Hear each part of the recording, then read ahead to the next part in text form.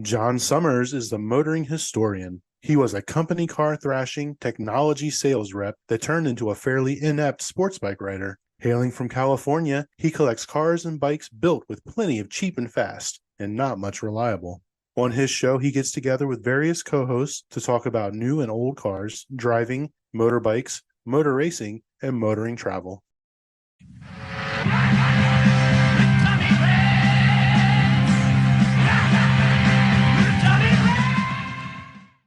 Good day, good morning, good afternoon. It's Jon Summers, the motoring historian.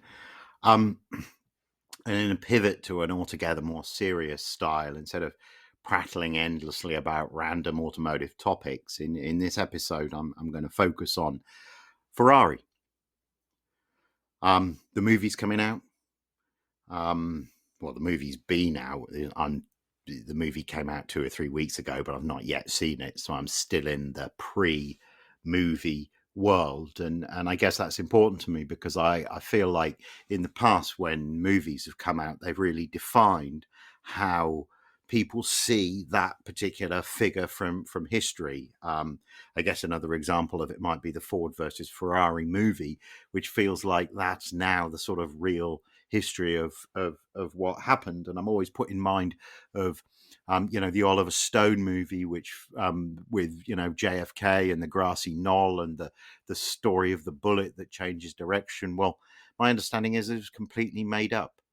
It was made up by Oliver Stone to make for a good story. It doesn't have any basis in fact, and I guess I'm uncomfortable, therefore, with movie adaptations, much as I love the way that a modern movie adaptation can make the story really, really come alive. I mean, this movie features my favorite Ferrari, the 315 or 335S.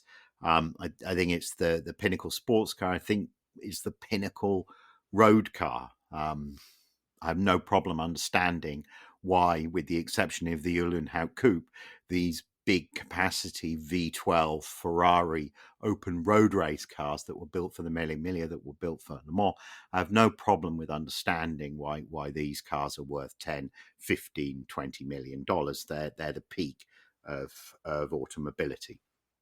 So look, I said I wasn't going to digress, or I've tried not to digress, but I have done straight away there, haven't I? And my first point was, I love the mark of Ferrari. I was initially a little, resistant. I think there's part of me that always wants to be a little bit contrary, and if everyone else is saying how great Ferrari is, I naturally want to look at Maserati or Lamborghini, but let's call a spade a spade. There's a reason why the crypto bros have Lamborghinis, not Ferraris, as their dream cars, because Lamborghini connotes obscene amounts of wealth, doesn't it? Ferrari doesn't. Ferrari, we track back to the racing and to history, and it has something more for people. Now Maserati has that as well, but with less success, and that's why this recent incarnation of Maserati is far more of a sort of luxury brand than the racing brand that Maserati and then Oscar once were. So I was, I always felt like if you were going to go to a dinner party and try and impress people with your key fob, I always felt like a Maserati one was the best way to do it. But nowadays that would just say I'm driving a Fiat or Chrysler SUV, wouldn't it? So I'm not sure about that anymore.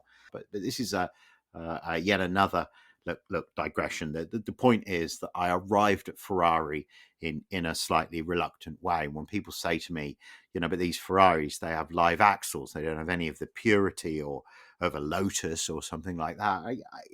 I see that, but I like pasta with very good sauce and a nice red wine, and that is what Ferrari offer more and better than any other motoring experience, Italian or otherwise. So I lived in Italy for a little bit, and I visited Maranello when Michael clinched I think it was his 6th world championship when I was there. It might have been 6th or 7th, but I guess it was a time when Maranello was laid out in a different way, and there was an area which is now a factory area.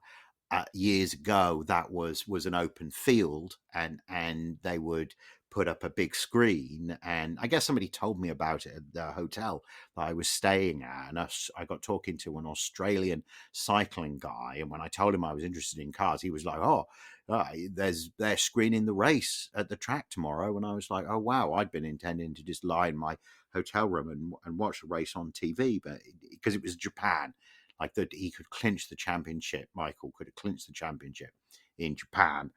So Suzuka. So when you're in Europe, that's a race that takes place like in the small hours. So it was quite exciting. You know, I went out to the Aussie guy wasn't interested in looking at the racing, so I went out there on my own. It's a bit weird. You like park up the rental car, and there are other people around, but it's all dark and it's a bit weird. And I didn't really know where I was going. But anyway, there was the screen and there was the race, and Michael didn't race very well, I remember.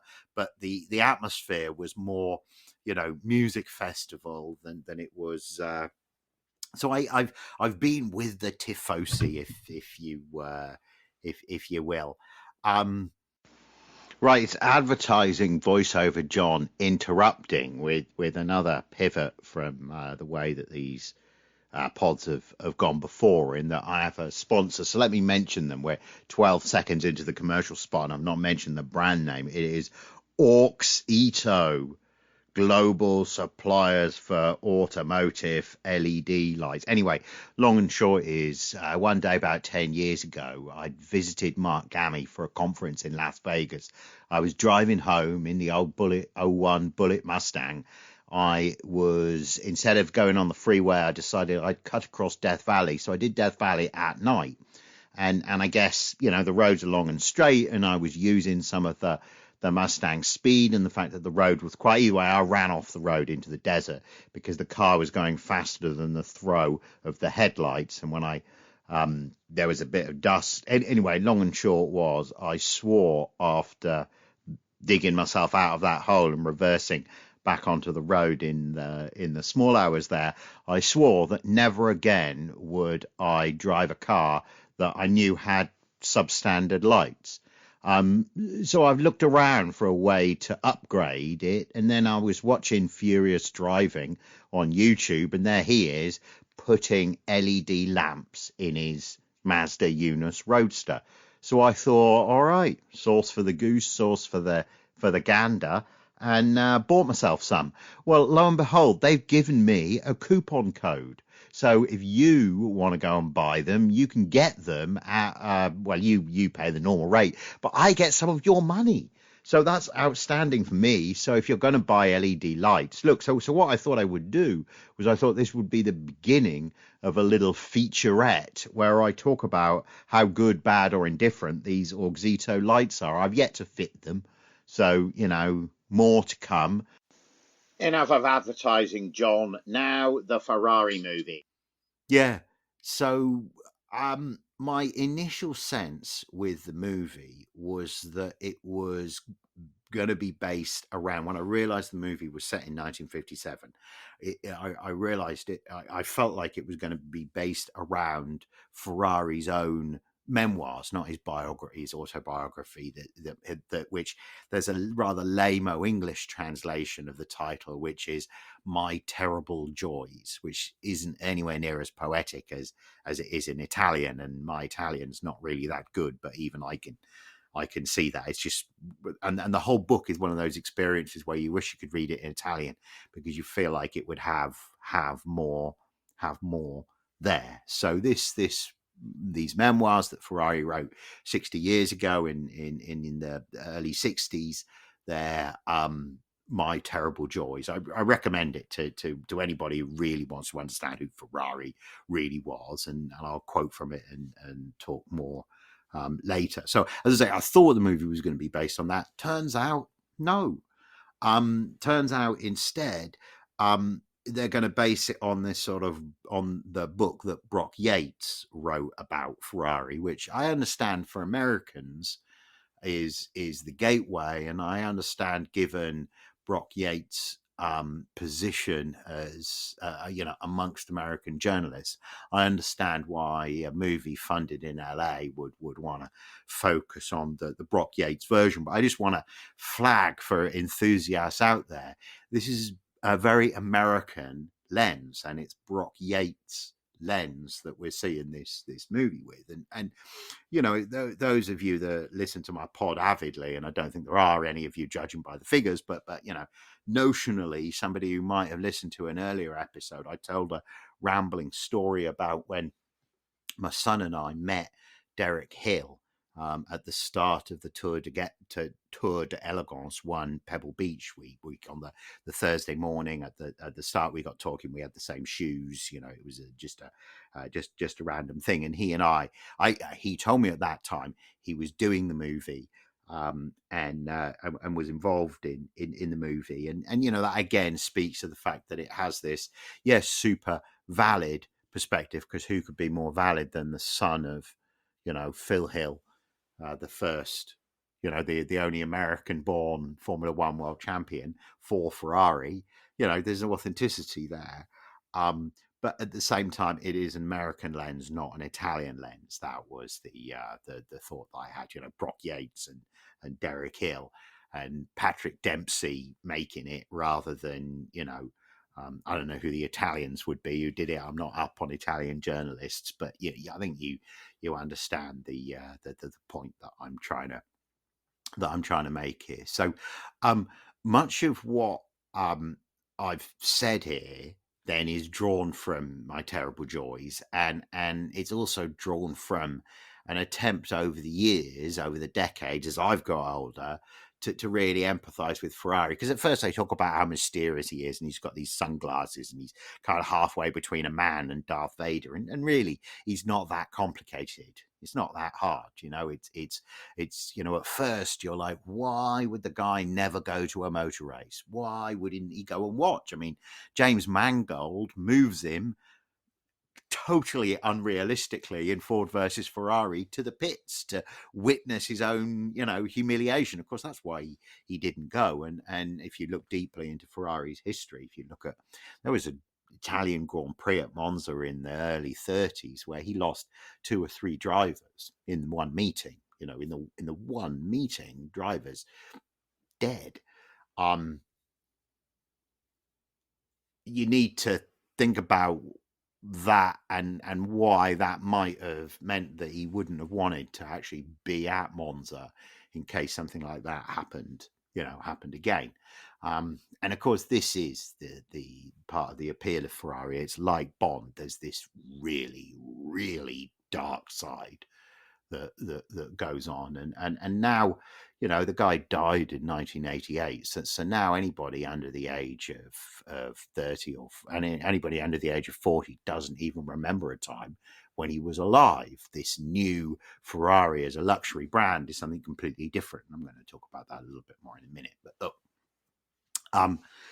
for my own attempts to create a better understanding of who Ferrari was. You're probably aware the sort of background story is that Ferrari had this bad marriage, but Italian divorce laws. He had a son with his wife, so he didn't want to leave her. Couldn't leave her even if he wanted to. During the war, he had an affair with a woman that worked in his factory. Lena Lardi was her name. And that affair led to a child who is now the only surviving Ferrari heir. Now, for most of his life, his name is Piero Lardi Ferrari. For most of his life, he wasn't really recognized as the true heir, certainly in Ferrari's in Ferrari's lifetime, because of just attitudes to children being born out of wedlock in Catholic countries. Totally out of order now you stop and think about it, but anyway, right, the way that this translated to me is that on a visit to Italy, can't remember exactly what I was doing. I remember I was driving a white van at the time. And I made a point of not just eating in the Cavallino restaurant across the road from the factory, but I made a point of driving from the factory gates up to where Lena Lardi lived, because I'd read that Ferrari used to have lunch with her. You know, he would see her at lunchtime.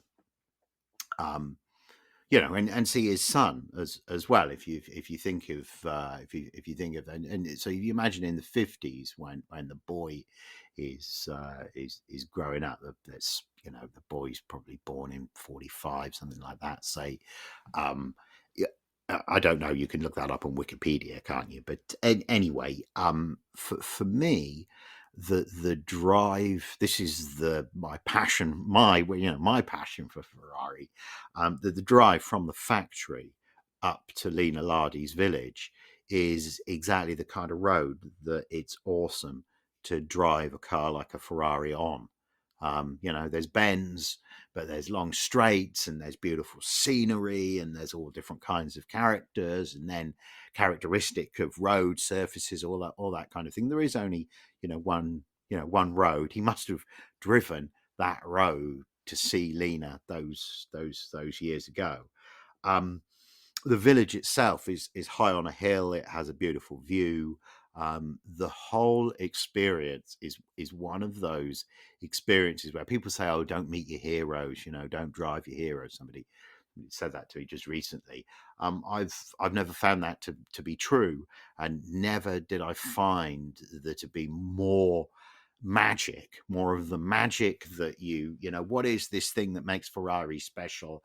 I'm telling you, I never felt it more than that drive from the factory up to the village. And then from there, I can't remember what the village is called. Google it. You know, it's around the wiki. It's on, if you Google Lena Lardi, where she was from, you can do exactly the same archaeology, whatever you want to bloody call it. You can do the same thing as I did. The road is a good road. And I often think of Ferrari driving down the hill, leaning on the car in the extreme frustration of these two women and two relationships. And I thought of that before the movie. So I'm open to the idea of the movie emphasizing that. I also think that you can underestimate the fact that how, more isn't more when you've got women who you're in relationships with. More is less. You have less chance of preserving either relationship. You have less chance of actually spending quality time with either of them. There's just no sort of contentment. I've not watched the movie. I've not read about Ferrari's personal relationships. I'm just like, I just feel like that's pretty obvious from the from the outside looking in, and I don't think it's hard to believe that the guy spent a lot of time at the factory and had the kind of approach that he had because of what was happening domestically. So I'm really optimistic that the movie's going to tell a story of somebody who I recognise from my own reading and imagination. If that makes sense properly. So I've not read the Brock Yates book. At the time of recording this, I read the first chapter of it, and I would urge anybody to read that forward. It's Luigi Chinetti. Again, Wikipedia him if you don't know who he is. It's Chinetti in a big Renault 25, leaving Maranello to fly back to New York, and it's really it's another one of these. I just talked about Lena Lardi's village. It's another one of these. Pinch myself, because this sort of feels faintly supernatural. It feels magical. It feels, Ferrari famously wanted to be a journalist. He wanted to be a sports writer. He wanted to be a racing driver, or he wanted to be an opera singer. And I feel like he accomplished all of those things. The opera stuff is the tragedy, is the sense of fate, is the sense of something more than, something spiritual even. And that opening foreword, or chapter 1 or whatever, with Chinetti in the south of France in his big Renault, is all of that. So yeah, so I encourage you to get hold of Brock Yates' book, whether or not you've seen the movie. So part one is pre-movie for me. Part two, I'm going to do another like opinions thought after I've afterwards. Why the devil not?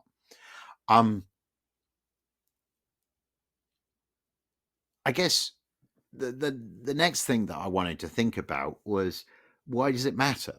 And I think the answer to that is that in the years since Ferrari himself has died, everyone wants a slice of what Ferrari represent. It's winning, it's success, it's the best. If you ask people, that's what they'll say. And I feel like that's borne out in people's actions, because if you own a Ferrari, you don't need a Ferrari key fob, you don't need a Ferrari jacket, you don't need Ferrari shoes if you actually own one. So the people buying all of the trinkets, and I'm not knocking them for that, I've done that myself. My son has a cool Ferrari t-shirt.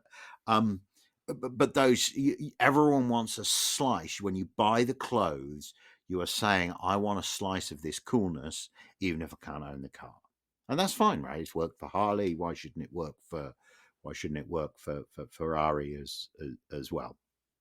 Before I do this, but 9 out of the top 10 most valuable cars ever sold have been Ferraris, right? So apart from the Uhlenhaut Coupe, which is a 50 sports racing car, so similar to the Ferraris, right, that have these massive values, all Ferraris. Well, so this leads me to believe that in the centuries to come, this is going to be the Caravaggio. This is going to be the El Greco.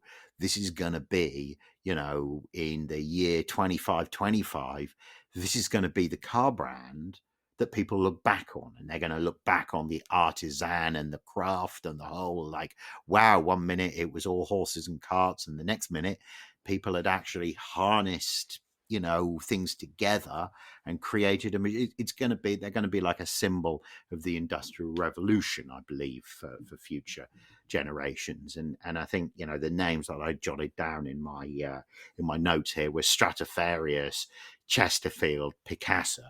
It's like this sort of they're going to be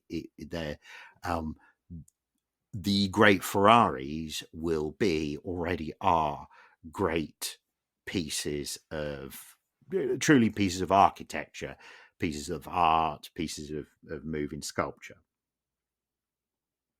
I should have used this sort of turn of phrase when I was talking about the movie, but I'm jumping around and badly organized. It's me, right? Whatever.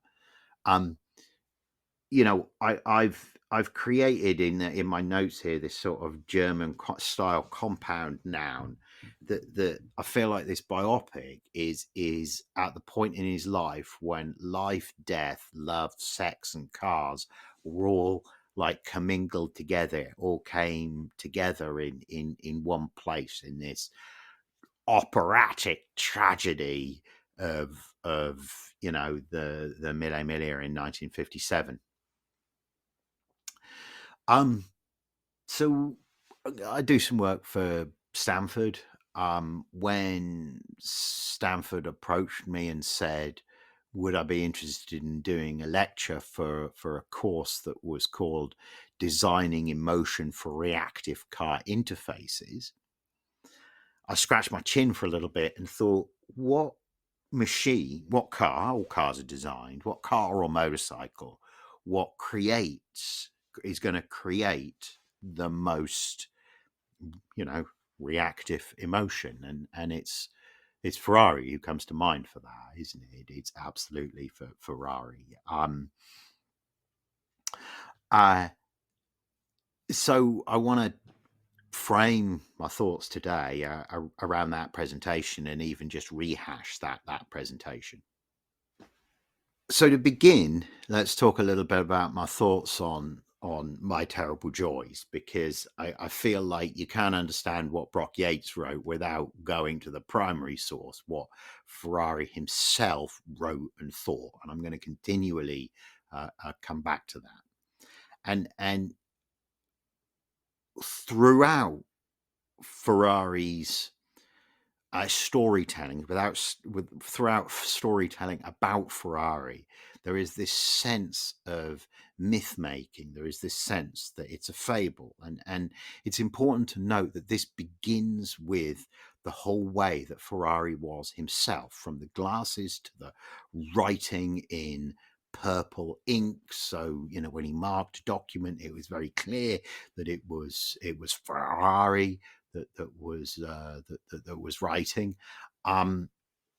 In My Terrible Joys, there's an early scene where he there's this fully fully operatic tragedy where he has a family of four. He's the youngest son. The war comes, and in the war, his father and his elder brother both die, and he himself is nearly killed by a disease, but he recovers, and when he's discharged from the army, he's given a letter to take to the boss of Fiat in Turin, and he takes the letter, and the boss of Fiat sees him in a nice office and says, "Dude, we can't hire everybody, sorry." And Ferrari leaves and tells a story of walking in a park in Turin and wiping the snow off a bench and sitting down and weeping. And no doubt it happened, but that was a man in his early 20s, and the man writing about it was in his early 60s and was a successful industrialist who was writing for the book itself talks about his motivations for writing, but he's I have no doubt that the park bench really took place, but the way in which it's framed, this has the feeling of opera for me. So this is Ferrari's low point, and then he talks about his first Grand Prix win when some Frenchman, I can't remember the racing driver's name, Wimil, maybe Wimil, I don't know. Maybe I've mispronounced the name. I struggle with French pronunciation, don't I? But anyway, long and short is after the first victory, Ferrari comes and he sits on the same park bench, and now he feels different. His date of birth is mysterious, right? And it's because there was a snowstorm, and that after he was born, they were snowed in for a few days before anybody was able to go and register the birth. So even that has the feel of almost it has the feel of fable. It has the feel of myth making. It has the feel of something more than human. He doesn't have a normal date of birth like you or I. He has this. Now, maybe lots of people born in 1898 might have had that fate, but the fact that Ferrari himself in My Terrible Joys alludes to this snowstorm, it's the myth. The origin of the smoke and mirrors was the old man Enzo himself. Now, I have a postcard that I bought at the Ferrari birthplace, and I'm not going to attempt the Italian, but the translation is, "I am one who has dreamed of what it is to be Ferrari." I am one who has dreamed of what it is to be Ferrari. In other words, this Ferrari is an imaginative construct that I've built for myself from those fucking lows of that park bench in Turin when you were sitting there thinking, what the devil am I going to do? What did he do? He hung around coffee shops and got to be mates with a dude called Ugo Zavocci, who worked for Alfa Romeo, and he got a test driving job for a company called CMN, and just the enthusiasm and the passion began to pick up. But I just love the fact that it was at the coffee shop in Turin. I have, on a trip some years ago, I did sit around in a few coffee shops in Turin, in the area where Ferrari met Savocci in that period. And yeah, it was an interesting experience, just because Italian society is interesting to watch. It wasn't like I had any revelation into Ferrari. It was just an interesting experience for me. The racing career ends. He's invited to the French Grand Prix in 1924, but something happens and he doesn't race. Now, I had read one account that says nervous breakdown. Ferrari himself glosses over it in My Terrible Joys. I was sick, something like that. Can't remember what it is. It's just downplayed. If you're not reading very carefully, the end of his own racing career is sort of drifted over, because that's obviously not how he sees himself now. Now he's the racing car builder and the puppeteer of racing drivers, isn't he? So that whole end of his racing career, me personally, I want to do more research into that. My other thought from the early part of My Terrible Joys, which is shocking and a bit disappointing and speaks to the darkness of the character, is this falling out that Ferrari had when he was at Alfa Romeo with this Spanish guy, Wilfredo Ricart, don't know how to pronounce it. I only ever seen the name written down. I just feel that so in My Terrible Joys, he criticizes the Alfa Romeo 512, which is a 158, but it's rear-engined. And of course, we know that the 158 and 159, these are hugely successful racing cars in the post-war period, dominant racing cars in the post-war period. One wonders if the 512 had been properly developed, if perhaps that might have been, Ferrari might have taken Ferrari a lot longer than 1951 had Alfa actually developed that car properly. So I guess that showed me a blind side, right? Arguably Ferrari's blind side in this relationship that he had with Rijkaard.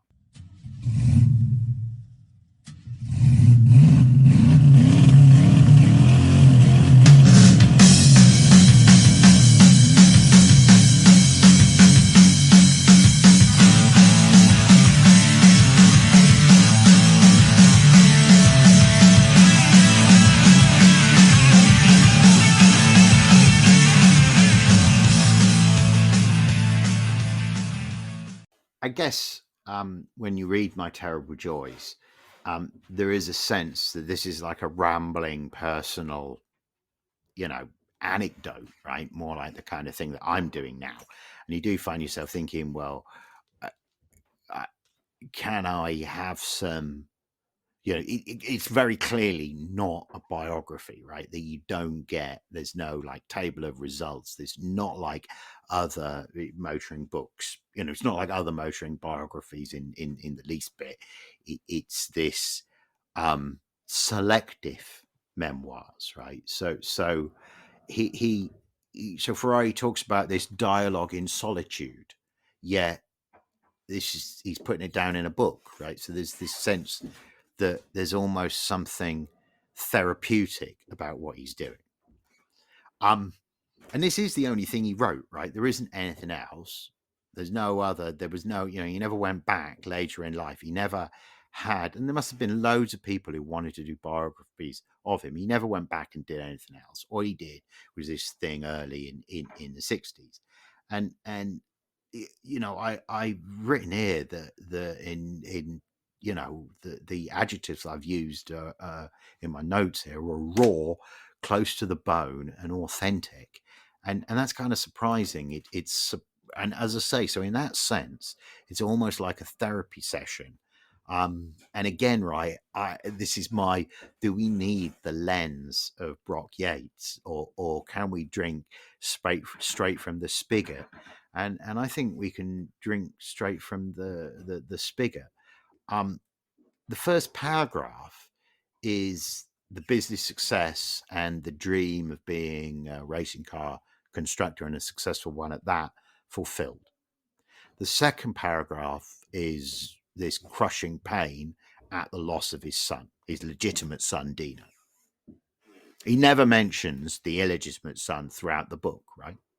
Again, right? I, you're conscious that although it's raw and honest and authentic, it's not the whole story. It's it's I guess that the social mores about what it's acceptable to talk about in a book or a memoir and what isn't acceptable to talk about, those things have shifted and changed. And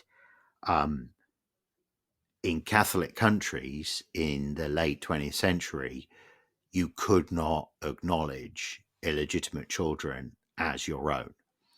And I think it's unfair to judge Ferrari for not doing that, just as it's unfair to judge him as being a, fascist collaborator because, he made ball bearings in the Second World War for, the Italian, well, first for the fascist cause and then I think for the Germans. I'm not sure about that. It's, he is a guy who did what he needed to get on down the road, and I'm not going to, I'm certainly not going to judge him for that. But look, right, early in the book, reflecting on the very peak of his professional success, reflecting on the period, the 50s, the early 60s, that will absolutely cement the legend of Ferrari, that will create all the brand equity that's being mined today by these overpriced, fast luxury trinkets, both, cars and handbags and shoes. He writes, have I done anything really worthwhile or even enough to make me satisfied?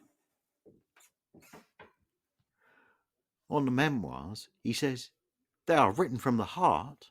Of that, I can assure you. From the outside looking in, the two women, the two families, the sheer stress, the fact that in 1958 he lost 4 drivers, 57, 58, 4 of his Formula One drivers were killed. There was the upset of the Mille Miglia in 57. That led to the Pope threatening to excommunicate him. So that had moved completely out of the realms of motor racing and into the realms of the public. And within that, of course, there must have been public hatred for him on the street. People in his day-to-day social life, it must have been extremely hard in that period after, in late 57. I think the other thing to think about is that he has built all of this stuff and he has a son, but that son cannot inherit. He cannot acknowledge the son, and the son cannot inherit. And that's must have been a very, very hard, this is a good metaphor, isn't it, cross to bear, right? It was a difficult cross to bear, and that's, I think, applicable metaphor. And I guess as a British motor racing fan, I had encountered some of this side of Ferrari before, because when you read about Formula One history, a lot of the British writers or English speaking writers, they might be New Zealanders or Australian, but a lot of the English language writers will talk about Ferrari having a special relationship with Peter Collins. And the feeling is that Collins became a sort of surrogate son for Ferrari, and that only sort of soured off a little bit when Collins fell in love and got married. How dare he, limiting Ferrari's ability to manipulate him in the same way. And I guess, my thought on that is that Collins seems to have been a very easygoing, likable kind of guy. And if you put that in contrast with Mike Hawthorne, who was so committed to just beer and fuck you, living like I want to live, that there was no way I mean, when Ferrari met Hawthorne to sign him, they went to the Cavallino restaurant, and Hawthorne admits to ordering the most expensive whiskey because he could, right? And you're just like the worst kind of Englishman abroad, right? Really, the very worst. Can you possibly? The contrast with Sterling Moss is incredible, right? You can't even imagine Sterling Moss ordering. I mean, not that Sterling Moss ever sat in the Cavallino with Ferrari. Well, maybe he did. I don't know, but you cannot imagine him looking at the whiskey and deliberately ordering the most expensive one. Can you? All right. Without further ado, let's go through this designing emotion presentation that I did. This is a few years old now. So what I wanted to do first with this presentation that was thinking about Ferrari was position Ferrari in the context of Formula One and Grand Prix, because the course that I'd done and then the work that I'd done in the past had been largely about Formula One, and Formula One is a good conduit for people who maybe aren't into cars generally, or who perceive Ferrari as a luxury brand. Formula One's a good way to make people realize that there's more to this luxury brand than there are perhaps to other luxury brands. There's a level of engineering integrity there, so I wanted to begin with this idea that Formula One is the most watched sport in the world when there's not an event like the Olympics or the Soccer World Cup or something like that taking place. And although at the time when I put this presentation together, those numbers were actually declining, since then, thanks to Formula One Drive to Survive, the Netflix show, those figures have turned around, and Formula One remains, it has a unique global reach. That's the reality of it. For brands, there's just no other environment that has this kind of global traveling circus, high technology, glamour, theatre. When Formula One came to Vegas, that really seemed to be the right home for it. And we're talking 200 or 300 million people watching. That's the raw numbers. It's high tech, but it's gladiatorial at the same time. So we're wheel to wheel racing is something that we can all understand. From the traffic light Grand Prix to the slot cars and the PlayStation, we can all understand that.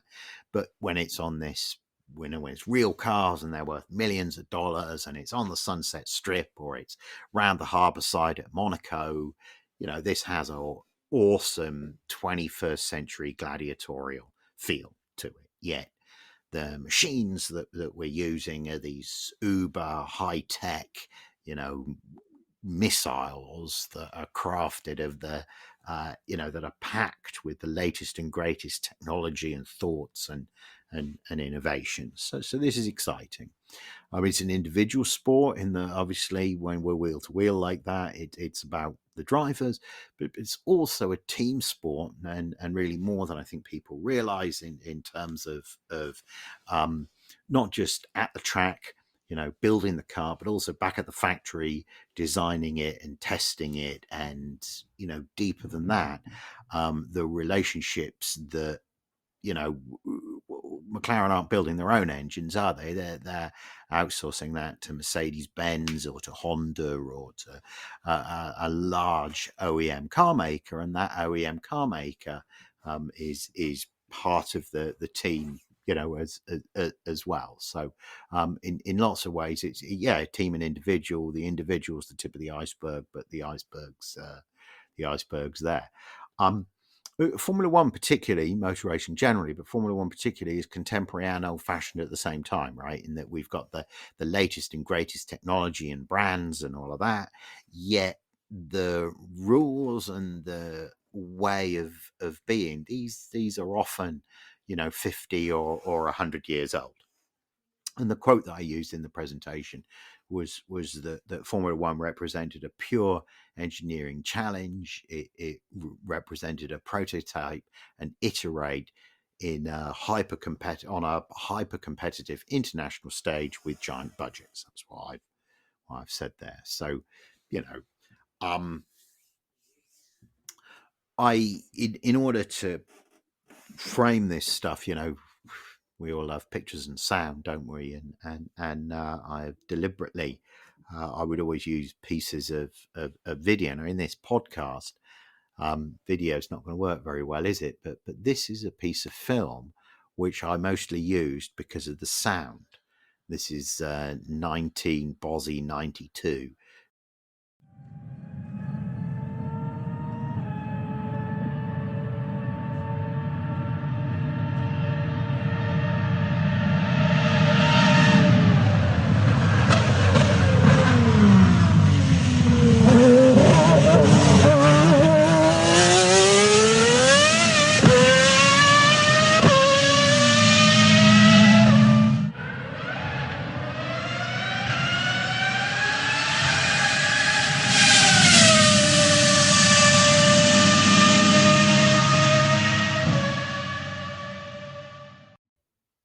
So my challenge with the modern Ferrari is the way that they've sort of evolved from this pure racing animal to being, you know, well, I did a flight from the East Coast and many years ago now, and I happened to sit next to somebody who was a marketing manager, and we were talking about how she was buying a new car, and at the time she was really impressed because I was able to guess based upon what she told me she was driving at the moment, based upon the sources that she'd used. I could guess quite accurately that the car that she was going to buy was the then new Lexus RX 450h. So it was the first hybrid SUV that Lexus did. This must be 10 plus years ago at the moment. And they said,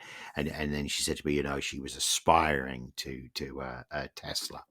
And I was still in that place with Teslas where I didn't really think they were cars, and let alone had I come to terms with the fact that there were no proper instruments or anything like that, and you had to do everything through the touch screen. Like that was so we butted heads over Tesla, and she said to me, well, what would you like? What would you do? And I said, Ferrari. And she said, well, you know, that feels like, you know, it's a car for golf club posers. And I'm like, wow, is that how the brand has evolved? And then I had this slide here, which if I've done the video properly, you'll be able to see. And if I haven't, or if you're listening, you won't be able to see. But it's a Ferrari California or Portofino, whatever the entry level one. And it's a convertible. And you can fit the golf clubs in the trunk. There's like a special hatch, like ski hatch kind of affair to allow you to fit the golf clubs in the trunk. And I guess this is absolutely not the kind of Ferrari owner or driver which I wanted to be. The kind of Ferrari owner or driver that I wanted to be is summed up by this letter that was written to the magazine Motorsport in April of 1972.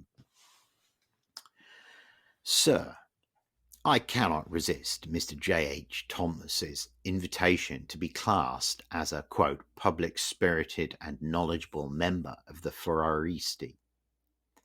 I bought my 330 GT 4 years ago when it was already 3 years old and had done 24,000 miles. It had been beautifully kept. I purchased it in Italy as, living abroad, I needed left-hand drive and incidentally avoided the crushing English purchase tax. This amounts to £2,000 on a new Ferrari, which is of course reflected in the used market price. The car has now done well over 40,000 miles, which puts me into the category of Mr. Thomas's inquiries. The old joke that one drives this type of car with a mechanic permanently in the passenger seat proved to be just that. Parts renewed during my ownership have been points, condensers, a hose, a brake servo unit, steering pins and bushes, a dip switch assembly, and the routine brake pads, gurling, plugs and oil filters.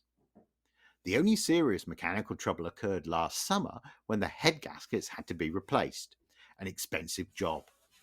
The silencers have needed welding, and the door bases had to be treated for rust, though these were the only places so affected. The present set of very broad, high-speed Cinturatos have done 13,500 miles and still have plenty of wear in them, which is just as well, since the last time I was in England, they cost me £20 each. In my view, for a car of this age, the above list is not scandalous. But spares are expensive. At least, they seem so to me, although not knowing the equivalent prices for English cars, I have no yardstick. I recall grunting sourly when charged £28 for a new brake servo and £10 for fitting, whereupon the garage foreman said brightly, "Well, sir, if you will run a Ferrari." Spares are readily available for older Ferraris, as the design of the car, and that includes the impressively elegant body by Pininfarina, has undergone no radical changes in many years. Naturally, one cannot slip into the corner garage for one, but when I took my car to Maranello concessionaires on the Egham bypass for attention to the steering and brakes, they had the bits in stock. All the bits in stock. Petrol consumption is heavy, especially if full advantage is taken of that flashing performance. But what do you expect with 12 cylinders and 3 yawning double-bore Webers? Oil consumption on my car is negligible, but periodic oil changes of 18 pints at a time fray the wallet at the edges. Cool as the proverbial cucumber at autoroute touring at well over 100 miles an hour, it suffers from overheating in prolonged traffic dawdling, although it is perfectly tractable despite the poor steering lock often found on this type of car. Initially, mine used to oil a plug or two, an ailment which gives the Ferraristi the chance to use the throwaway line, "There I was cruising along at a ton, only on 10." To cure this, I experimented with one or two well-known makes of plug, including the one recommended by Modena, to no avail until a letter from KLG put me on the right track, and I haven't had a misfire since.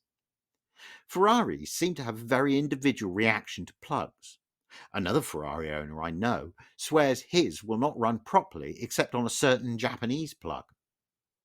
Despite the special plug spanner supplied in the toolkit, changing plugs requires a certain dexterity. If Mr. Thomas has read this far without being depressed and daunted, let me assure him that if he still intends a Ferrari, he is in for a rare driving experience that is almost sensual in its appeal and may spoil him for other marks for life. I have not had such a thrill on wheels since I straddled my first motorcycle, a DR Douglas, at the age of 14, and that, alas, was many years ago. Even after 4 years of ownership, it still gives me rare pleasure to hear the distinctive mechanical sound of that V12 when it breaks into life. If I seem unduly impressed by the Commendatore's product, allow me to add that I did not graduate to it from some small box, but a Maserati 3500 GT. That I bought, used and ran for 4 years, as my policy has always been, on limited funds, to buy a used quality car rather than a mass-produced new one. I get more fun out of my motoring that way. I hope Mr. Thomas joins the club, and I wish him luck. R. Hudson Smith, Antibes, France. Published in Motorsport, April 1972. And that was always the kind of Ferrari owner I wanted to be. That's my kind of Ferrari owner. So the next part of my presentation covered something that we've talked about already, really, which is these 3 ambitions Ferrari had: to be a racing driver, to be an opera singer, to be a sports journalist, and how he really achieved all of those things. He refers to the passing of his brother as he was taken by one of those bouts of flu, which doctors can cure in a few hours today. And I think there you have a sniff of the bitterness of Ferrari in the 60s, looking back 40 years at how his life was during the First World War. And I also talk about the park bench in Turin. Now, the next thing I wanted to talk about was Francesco Baracca and the origin of the prancing horse badge. So the yellow of the badge is Modena. It's the Modenese city color. We know the flag appears on the badge as well, and we know the flag appears on the badge both in its shield form. If we think of it on the side of pre-war Alfa Romeos, or we think of the badge on a 50s Ferrari Testarossa, it's a shield, isn't it? Whereas if we think of the badge on on Magnum's Ferrari 308, it's square, but in each case it's on the Modena yellow, and it has the Italian flag on it, and I think that's interesting. The Triumph badge doesn't have the British flag on it. The Rolls-Royce logo didn't have the British flag on it. The Renault Diamond doesn't have anything to do with the French tricolor.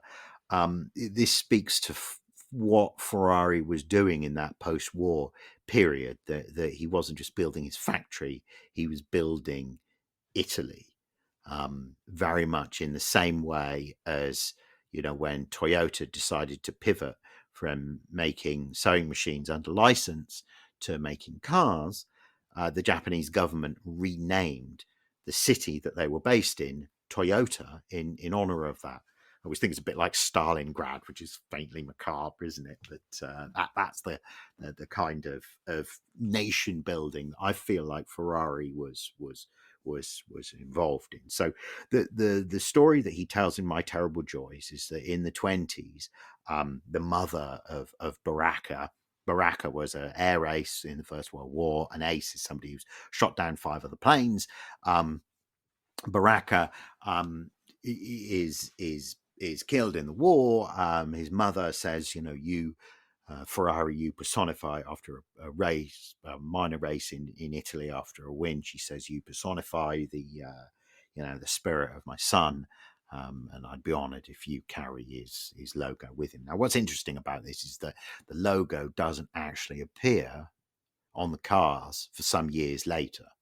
So, according to Ferrari's version of events, she talked to him in the 20s, but he didn't put it on a car for some 7 or 8 years later. Now, that's why I like this picture, right? Because in the picture, we can see Baracca standing by his plane. I'm afraid I don't know what it is. I'm not going to take it. If I had to guess, Spad. It's a Spat, but I don't know whether it is. But the point is that in the picture, and it's quite a well-known picture of him, there is a prancing horse on the side of the plane. But we can see that the horse is on this white background. The white background, which is maybe not part of the plane. Now, what a story I've heard from let's credit where credit is due, Fred Kern, when I did a lot of work as a docent for the Black Hawk Museum, easily the most well-informed docent that we had over at Don Williams's Black Hawk Museum was Fred Kern. He was weird, he was kooky, but my word, the knowledge that the guy had was just beyond. His feeling is, he will always say this, he would always introduce the topic by saying that there are 2 cars with a black prancing horse on the badge.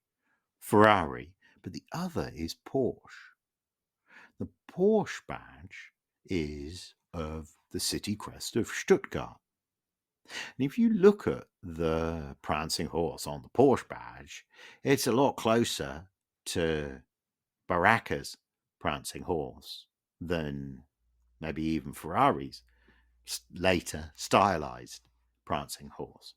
Now, here's an interesting thing that I learned quite recently. In the First World War, in order to prove a kill, you might shoot the other guy down, then land in the field next to him and take part of the insignia of his plane as proof. Indeed, when the photograph is taken of you, Francesco Baracca, Air Ace, you might display that trophy on the side of your plane. And Fred Kern believed, he's gone now sadly, believed that the prancing horse that we see here was taken from a fighter from Stuttgart's plane, and Baracca took it, and really this was not Baracca's symbol at all. Fred thinks Ferrari in the 30s saw this picture like the prancing horse and decided that he would use the symbol there. I really don't know. I just love the stories. Students who I did the presentation for were fascinated by the evolution of the brand. That the racing cars have the shield with the S and the F, and that the road cars have the other. I guess there's a spirit of the age thing there, isn't there? They're fascinated by. On the loo with nothing better to do? Surf on over to Summers & Son Used Car Trading, conveniently available on eBay. Pick up one of our carefully curated and freshly prepared Hot Wheels, Matchbox, or Corgi diecast models, or indeed full-size real cars, because why not? Featured lots include a 1968 Lesney Volkswagen camper van, a terrific model only missing one single door, a mere $5 plus shipping. Also on offer is a 1977 Lincoln Town Car. This one is a real car. It is 25 feet long. You can sit in it, and it even runs and drives, replete with the patina that you would expect. Nay demand from Summers & Son. It's a snip at $1,000. We look forward to your bids. Thank you for listening. Now we will return to our regular scheduled podcast. So the next thing I wanted to think about was how important the circumstances of Ferrari's hometown were. And so he himself will say that none of this would have been possible without the tradesmen of Modena. So it's that, but there's a broader context that Ferrari's born into, which makes him the person that he is. So Italy had a fascist government. Mussolini came along in 1921.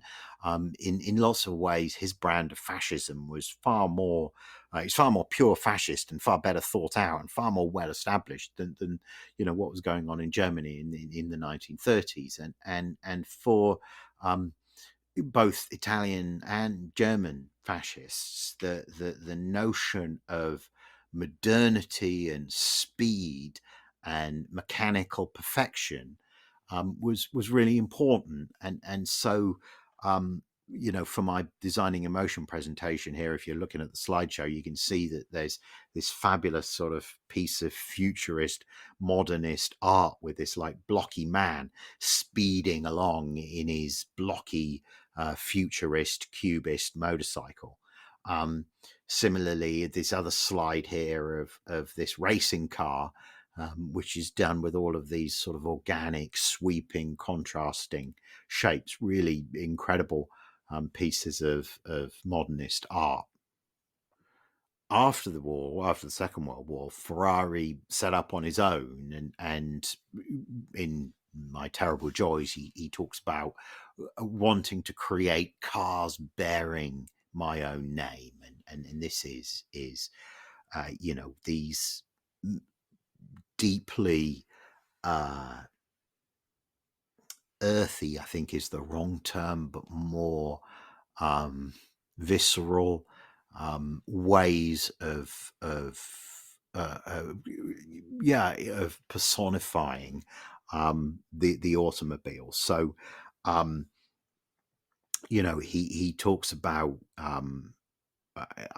in an interview that he did late in life, Ferrari says that for me, the racing car is like a son, and yeah, I don't feel like I can add anything to that. I feel like all of that talk about Ferrari being enigmatic, it's Solido Hokum. He's not enigmatic at all. He just told you how it is. For me, the racing car is like a son. The Ferrari brand as we know it begins when Ferrari himself was in his 40s, in middle age. The factory itself at Maranello is a phoenix rising from the flames, because he couldn't be based in Modena because of wartime bombing.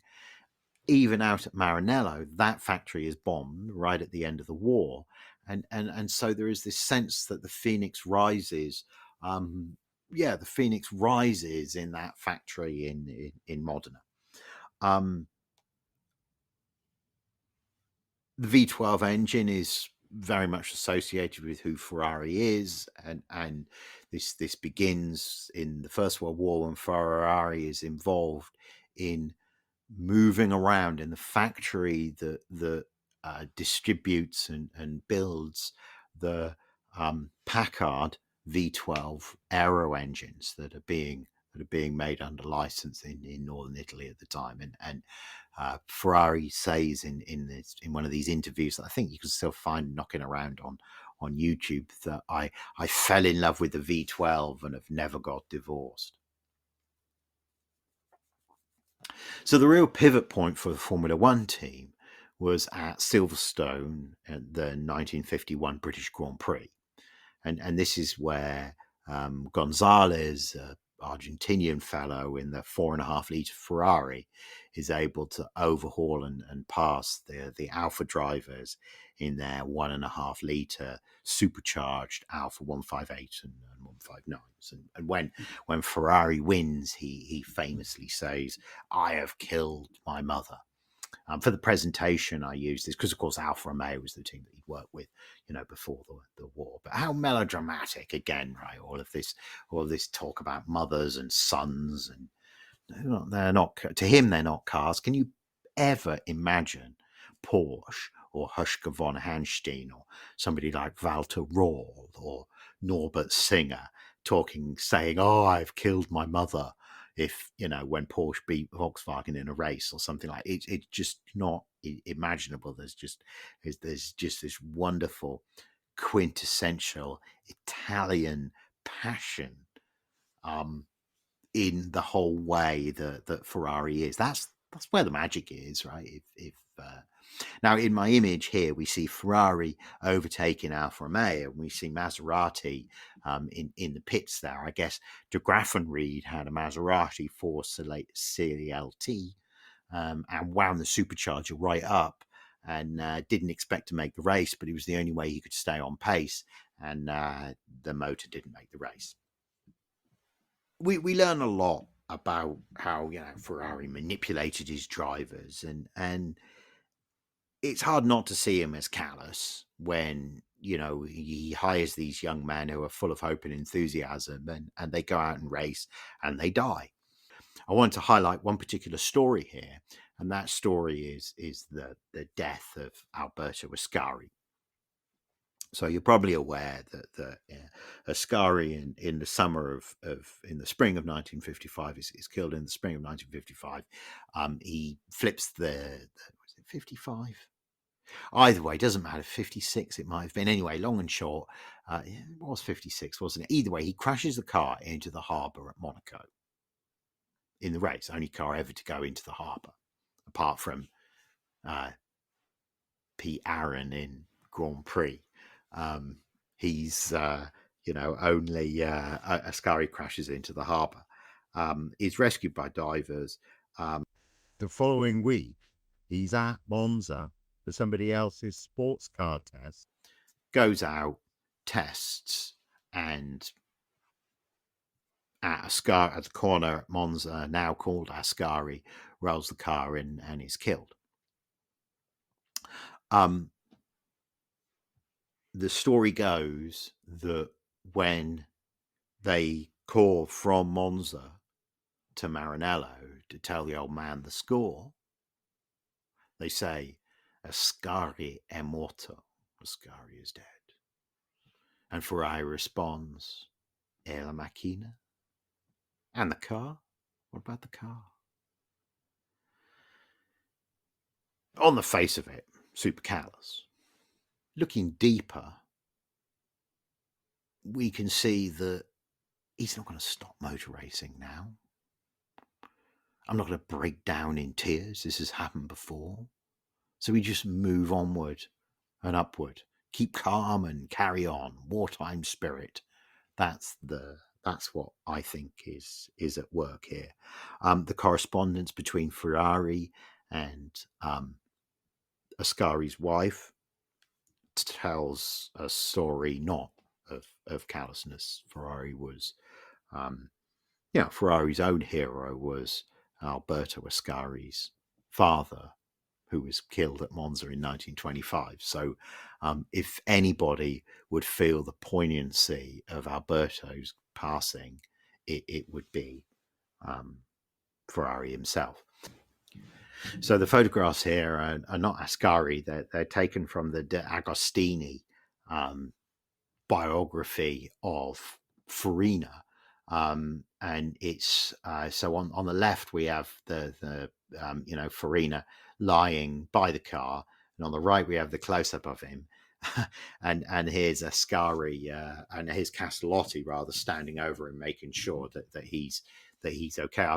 I've included it, right, because here's a way to illustrate what happened to Ascari without the actual, without the macabreness of actually showing the exactly what happened. So that was a little bit of storytelling on my behalf.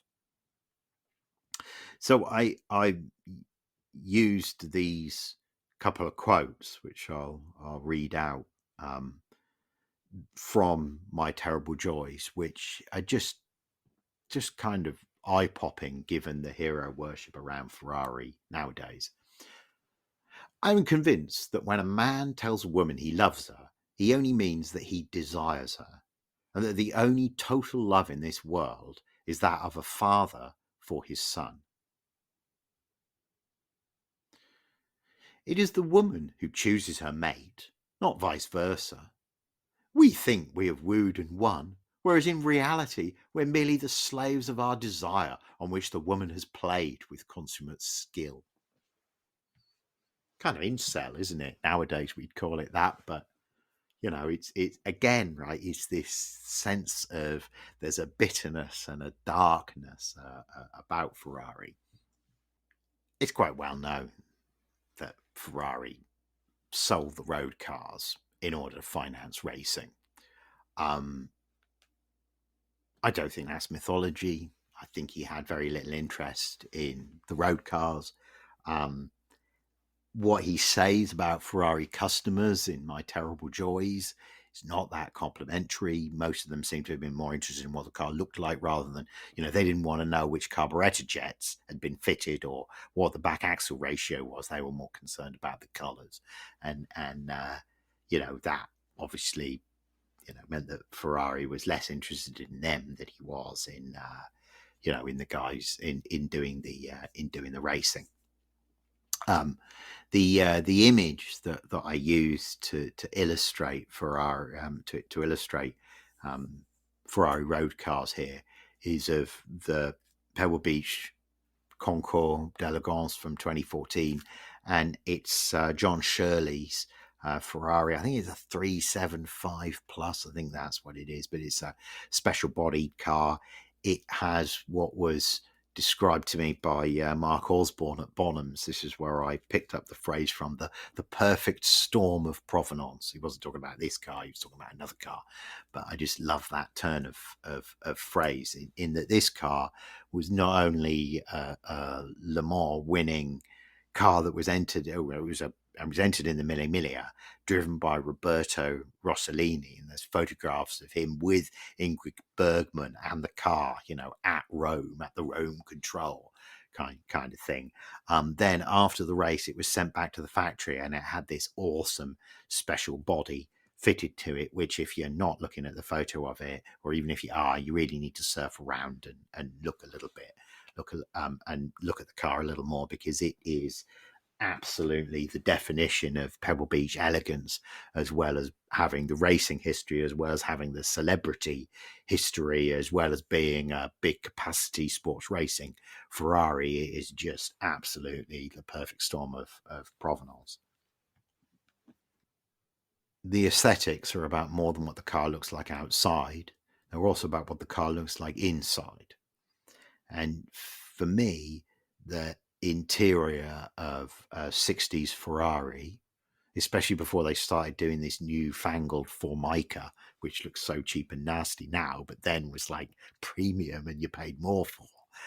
The wood and the leather, the wood, the leather, the shifter, the Nardi steering wheel.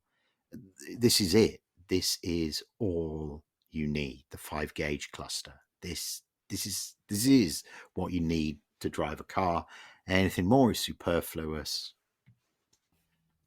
The 1963 Ferrari GTO, the world's most expensive car. It was when I put this presentation together.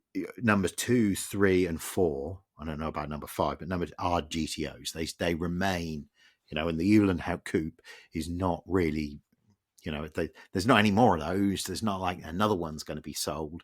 So we're not going to, GTOs, the reason that Ferrari GTOs acquired this sort of Mona Lisa kind of status within the classic car world was specifically because of, it was because of a number of factors, the perfect storm, if you will. 39 built, 36 survived. So that's really important because it's enough to make a market, but it's not so many that anybody can have them. It creates a super exclusive club. If you want to rub shoulders with Rob Walton of Walmart, buy a Ferrari GTO, do a driving event, there he is. That's owning a car like this opens a door into a super exclusive club. You should never underestimate with collector cars how important the way they look are. If the shape isn't elegant, if it can't sit on the Pebble Beach lawn and look elegant, it's never really going to be valuable. So Pebble Beach last year, they had Senna's championship winning McLaren Honda MP4/4. So for me as a Senna fan, this is, the ultimate racing car, this is Excalibur. This is the ultimate, So what car on the lawn at Pebble Beach could be better than the car that Senna had used to win his world championship? Well, the judges judged other cars because fundamentally 80s or 90s Formula One car is just not that elegant as a car.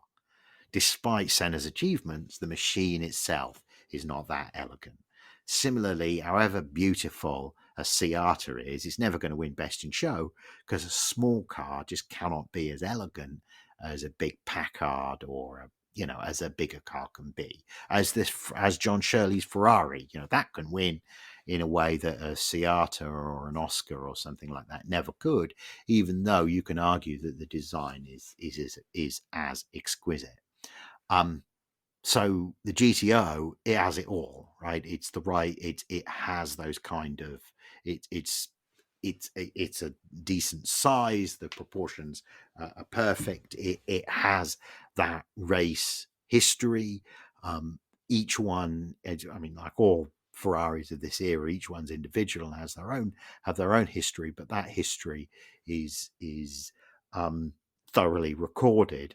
So there's a sense of, exactly what you're getting. That's really what we're talking about. Now, I put on the slide here usability, and it seems absolutely ridiculous for like a $50 million car that you should worry about whether or not it's usable. But what we mean is that a Michael Schumacher Formula One car,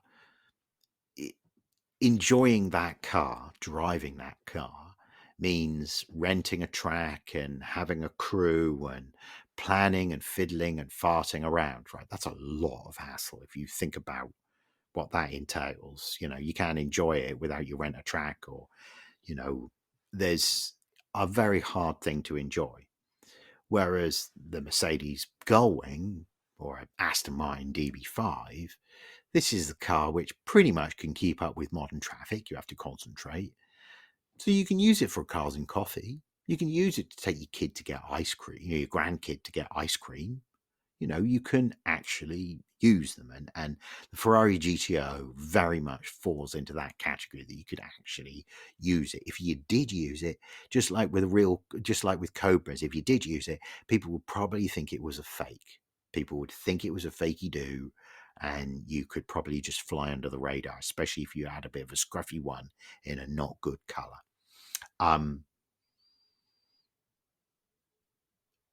The other thing I wanted to say about them, and really wanted to underline for my students, a lot of whom are design graduates, product engineers, marketing people, people who are going to create the consumer products for the next over the next 5, 10, 20 years, was how the sheer coolness of Ferrari GTO, just the letters GTO, the sheer coolness of that was enough for that visionary marketing man, John Z. DeLorean, and his sidekick, Jim Wangers, sitting in Detroit, to think to themselves, my God, if we can hot rod up this Tempest and give it the same name as a Ferrari, maybe, just maybe, we might shift some steel. And of course, we know that the Pontiac GTO, named after the Ferrari GTO, the Pontiac GTO, is considered by most people the first muscle car. So the influence, Ferrari's influence, is far broader than you might initially anticipate. But this car, chassis number 0625, I did a motoring event in it with Alain de Cadenet. It's the only vintage Ferrari that I would say I know intimately. For a week there, I was the mechanic. I checked the oil, I checked the brakes, and it was, and de Cadenet drove it really hard as well. Highway 33, just near Santa Barbara, Southern California. He had that car in full-on four-wheel drifts, like the kind of four-wheel drifts that Ari Vatanen would have been proud of. I remember watching his foot go from backwards and forwards from the brake to the throttle, sitting next to him. It had no seatbelts. Ferrari describes himself as an agitator of men. He does it repeatedly.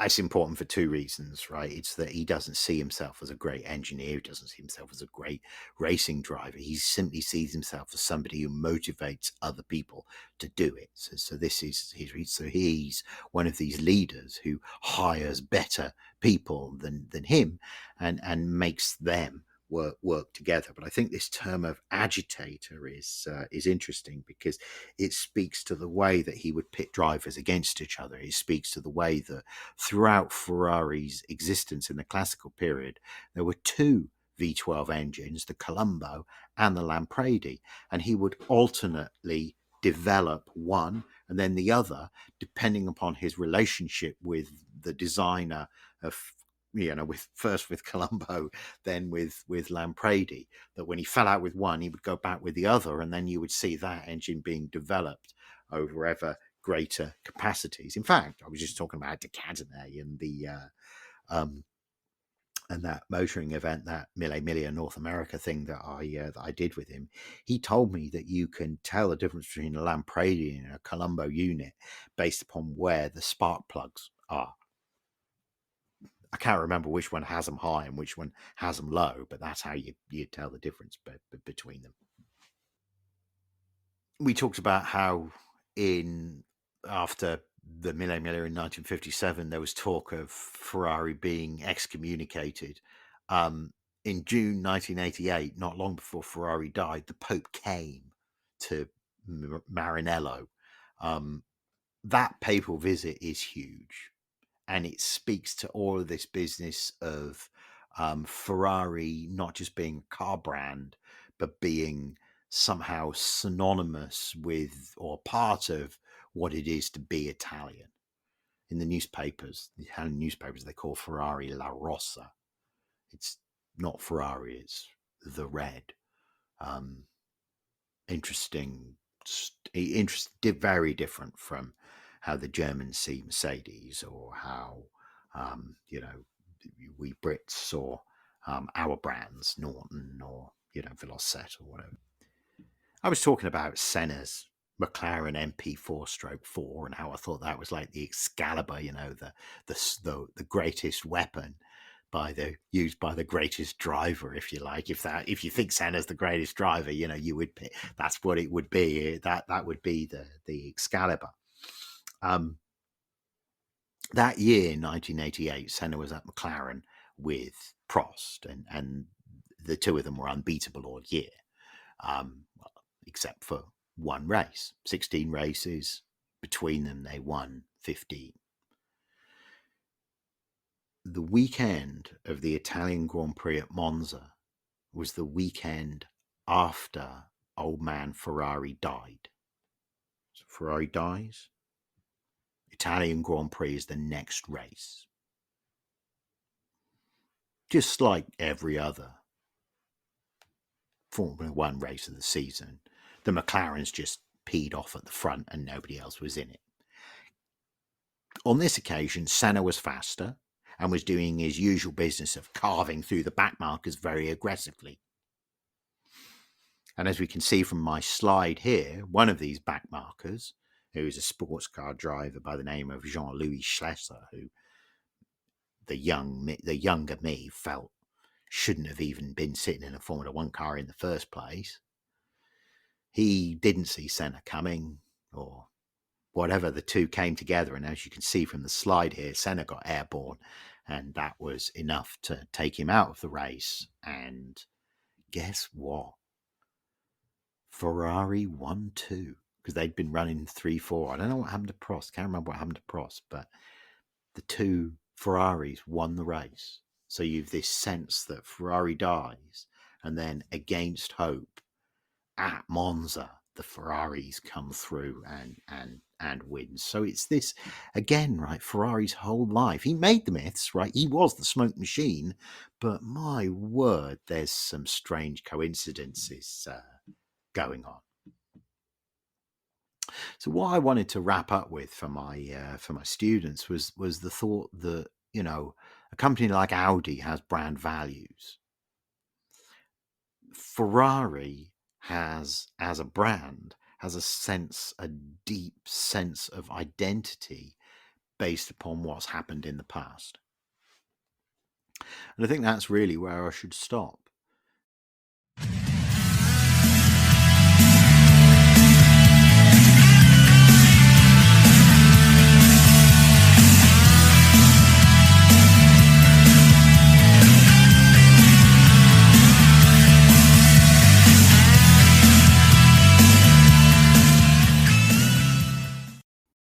This episode has been brought to you by Grand Touring Motorsports as part of our Motoring Podcast Network. For more episodes like this, tune in each week for more exciting and educational content from organizations like the Exotic Car Marketplace, the Motoring Historian, Break Fix, and many others. If you'd like to support Grand Touring Motorsports and the Motoring Podcast Network, sign up for one of our many sponsorship tiers at www.patreon.com/GT Motorsports.